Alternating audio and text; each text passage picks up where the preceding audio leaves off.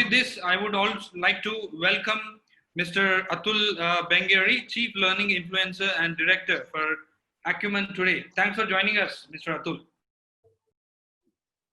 Yes, my pleasure, Sudhir, and thank you for this opportunity. And with this, I would request you to please go ahead with your presentation. Okay, so I'll start off with my presentation.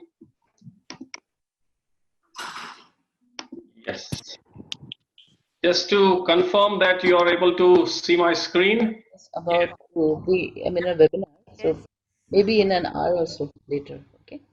Yes, Atul. Okay. Yes, so good afternoon to all of you, and thank you for this opportunity for presentation from Acumen Today side. Acumen Today is a company which is focusing on the learning side of the education spectrum, and we have been focusing on getting the focus on the learning and the learner, not necessarily the learning outcomes the way it is now. So to be very specific, the focus of Acumen Today is on providing the right learning environments, looking at the right learning preferences, the learning styles, the learning method, the learning process, and keeping the learner at the core is what was the tenet on which Acumen Today was formed.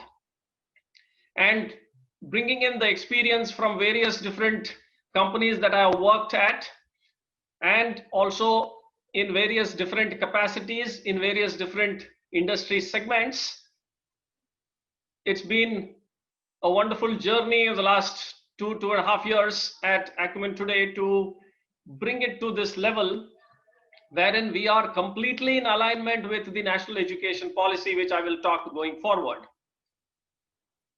So I'm just going to talk about 3 things today. The first and foremost thing is that the learning has changed. We all know that learning has always been changing, but thanks to the pandemic situation or the lockdown situation that we were all forced to, the learning has actually catapulted and extended to a new horizon, which is still shaping up.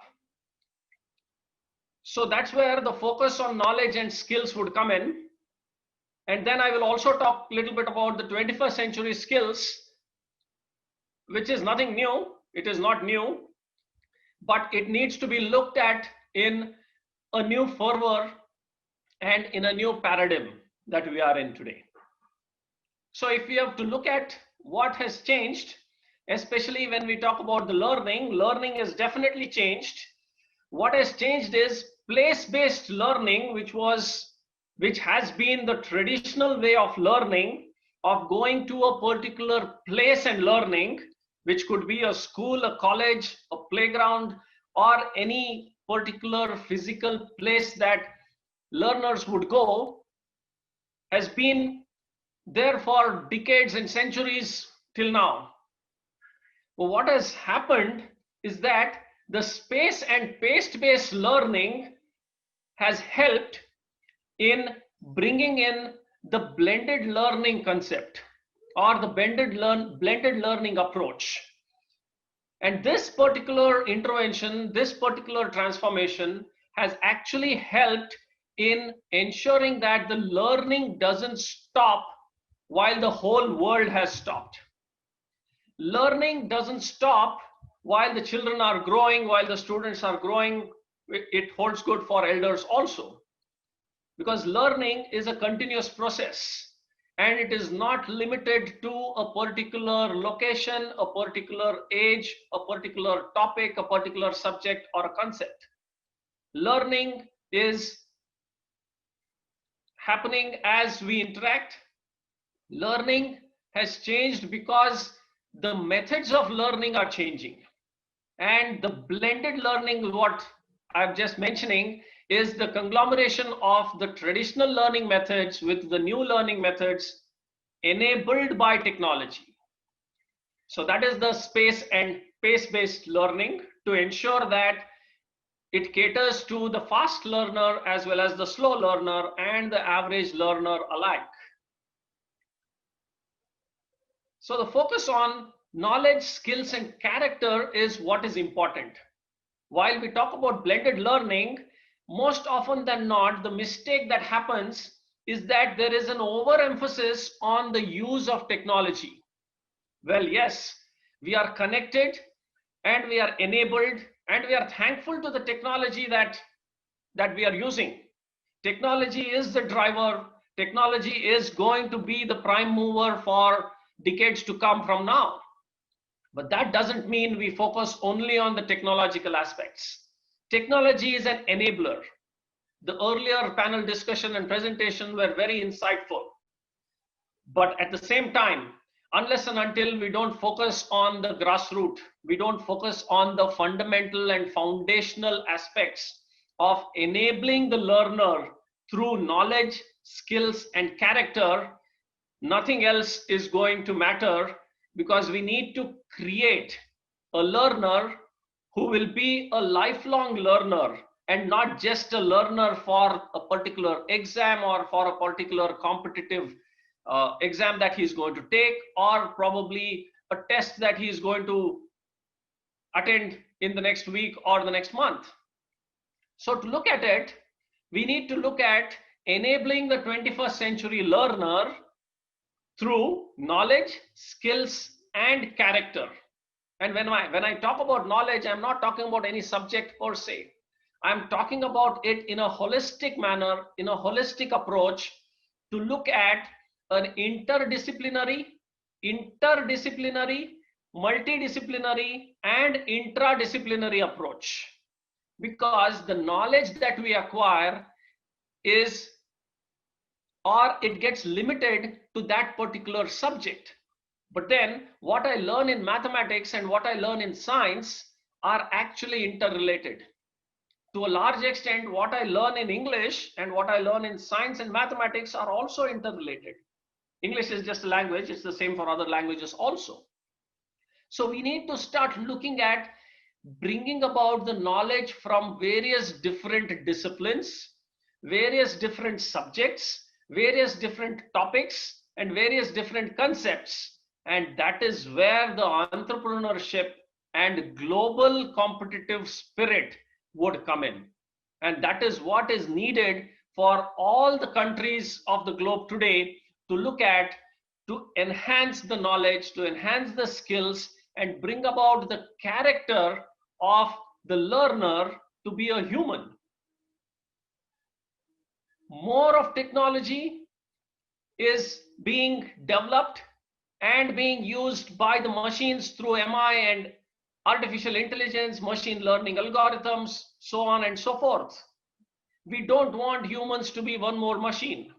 And the skills and character is what would differentiate us. And when we talk about the skills, it's the creativity, the critical thinking, collaboration, and communication, which we have been talking about for over a decade or so, because this is part of the 21st century skills framework. Added to that, the character in terms of bringing about person to reach knowledge, multicultural engagements, the ethics, the curiosity for knowing different cultures, connecting with different people of different nationalities is all what is needed for any learner, maybe from the next generation, the Z generation, or for anybody who is looking at making a good professional life or a career, is to build the right skills, the character, and apply the knowledge so that you become globally competitive. And having said that, it also means that when we talk about 21st century skills, there are only 3 things that we need to focus on for enabling the lifelong learning, which is foundational literacy, competencies, and character qualities. As I mentioned earlier, when I focus on these 3 verticals, I become a global citizen. I become a knowledgeable citizen. I become a person who will be able to solve critical problems because the problems of today will be solved tomorrow, and the solutions of tomorrow will create problems for day after tomorrow. I cannot have people who are not agile enough to adapt to the changes that are happening. If you go back to history and see the history of vaccine creation and the time taken for vaccine to hit the market, latest news as you see of yesterday is that the vaccine is already out. Probably it needs little more testing and there are a lot of other aspects, but it is a flat 7 to 8 months of rigorous effort as compared to the time that was needed earlier to come with a vaccine which would go beyond 2, 3, 4 years. Now that is where the application of knowledge, application of information that you have, the skill sets that you would have, and the competencies in terms of critical thinking, problem solving, and creativity would actually help. Keeping all this at the back of our mind, Acumen today has come out with 2 methodologies. One on the left talks about the 3I methodology for pre-primary foundational learning, and the CIMACOR methodology for the preparatory, middle, and secondary learning in alignment with the National Education Policy to ensure that the vision of the National Education Policy 2020 is actually adhered to.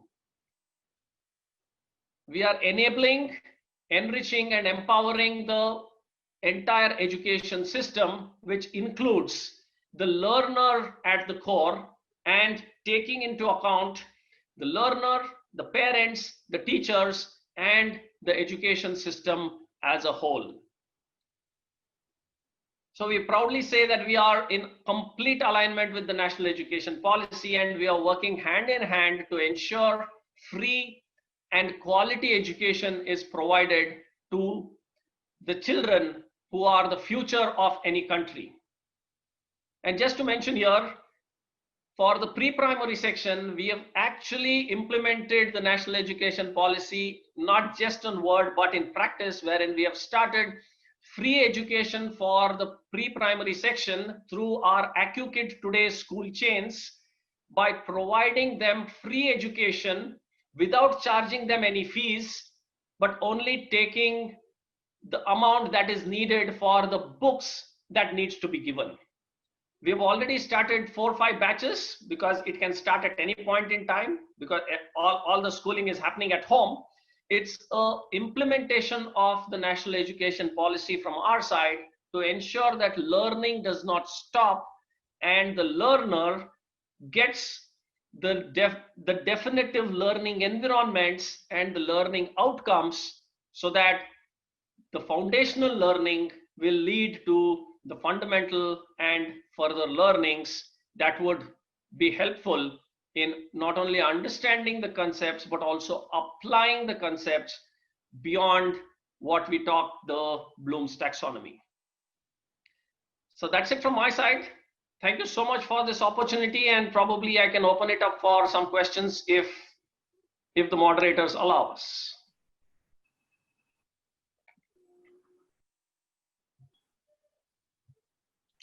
Thank you very much, Atul. Since we have to move ahead with the panel discussion, our eminent panelists are here already. Thank you very much for that. Yes. Wonderful. Thank you so much. Thank you, Sudhir. Yes. And thank you, APAC team. Thank you so much.